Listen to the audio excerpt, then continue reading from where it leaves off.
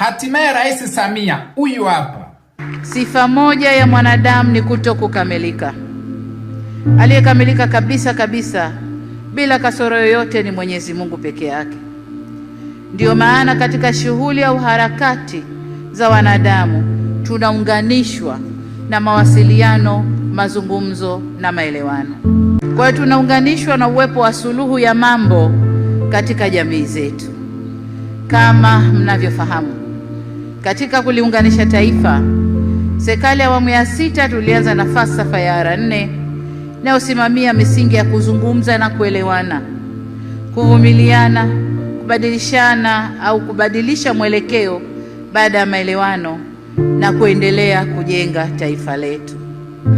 Tunapoendelea mbele, hatutachoka wala kurudi nyuma kwenye kusimamia yote yanayohusu kujenga umoja na mshikamano wa taifa letu.